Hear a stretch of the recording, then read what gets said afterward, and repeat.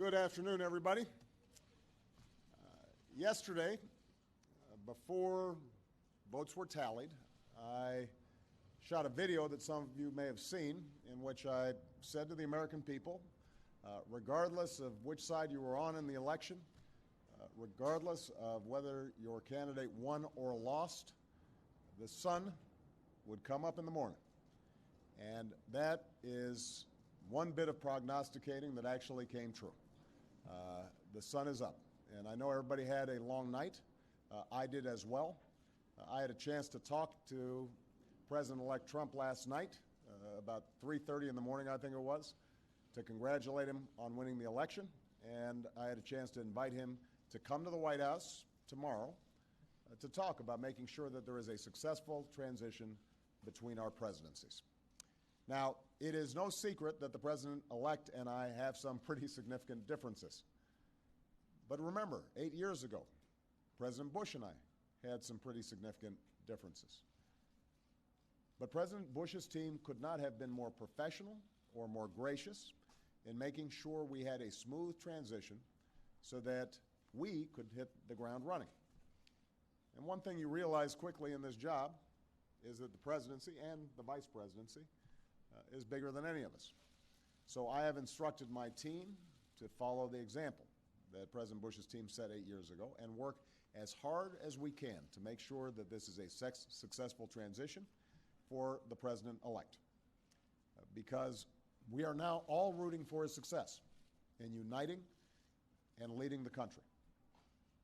The peaceful transition of power is one of the hallmarks of our democracy.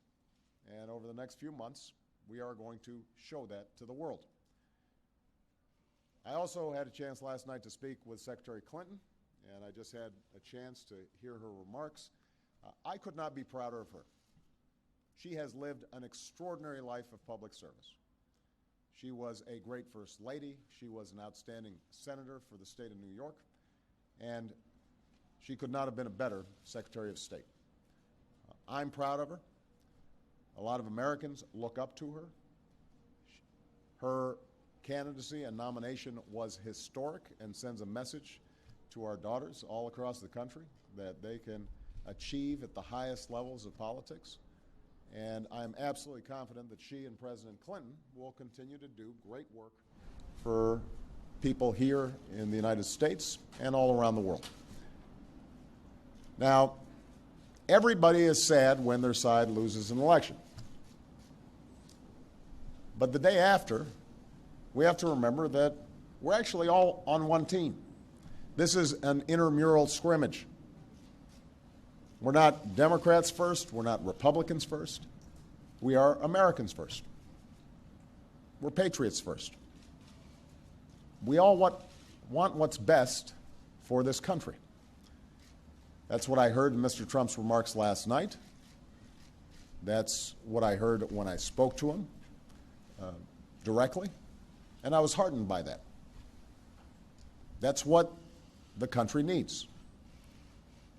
A sense of unity, a sense of inclusion, a respect for our institutions, our way of life, rule of law, and a respect for each other. I hope that he maintains that spirit throughout this transition, and I certainly hope that's how his presidency has a chance to begin. I also told my team today to keep their heads up because the remarkable work that they have done day in, day out, often without a lot of fanfare, often with a lot of attention, work in agencies, work in obscure areas of policy that make government run better and make it more responsive and make it more efficient and make it more service-friendly so that it's actually helping more people. That remarkable work has left the next president with a stronger, better country than the one that existed 8 years ago. So win or lose in this election, that was always our mission. That was our mission from day one. And everyone on my team should be extraordinarily proud of everything that they have done. And so should all the Americans that I've had a chance to meet all across this country, who do the hard work of building on that progress every single day. Teachers in schools, doctors in an ER clinic, small businesses putting their all into starting something up, making sure they're treating their employees well. All the important work that's done by moms and dads and families and congregations in every state.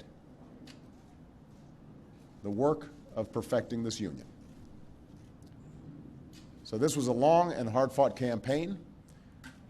A lot of our fellow Americans are exultant today. A lot of Americans are less so. But that's the nature of campaigns. That's the nature of democracy. It is hard and sometimes contentious and noisy.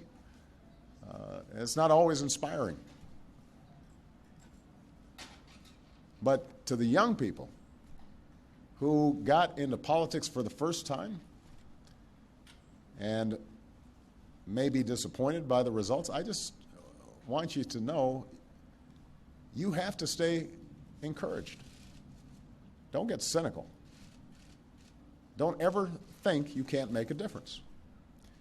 As Secretary Clinton said this morning, fighting for what is right is worth it.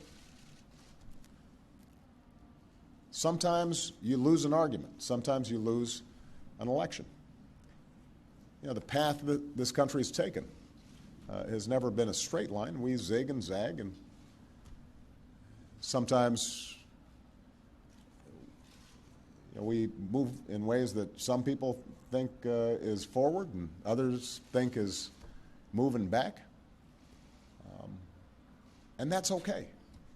I've lost elections before. Joe hasn't, but, you know.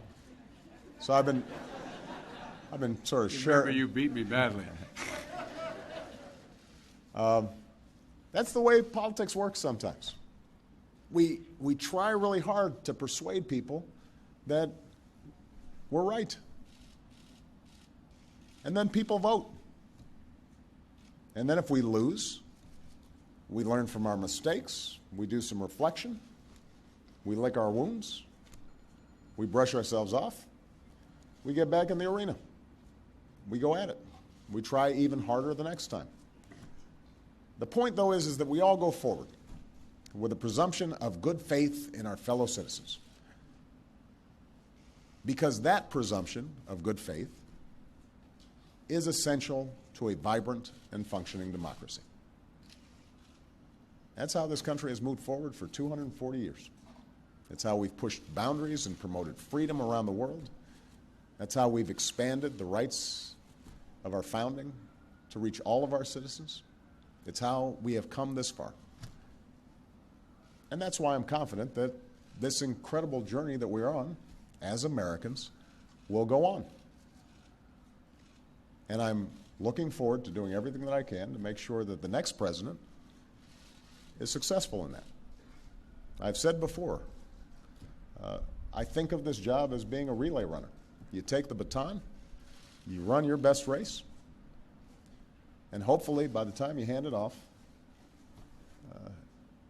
you're a little further ahead. You've made a little progress. And I can say that we've done that, and I want to make sure that handoff is well executed because ultimately we're all on the same team. All right. Thank you very much, everybody.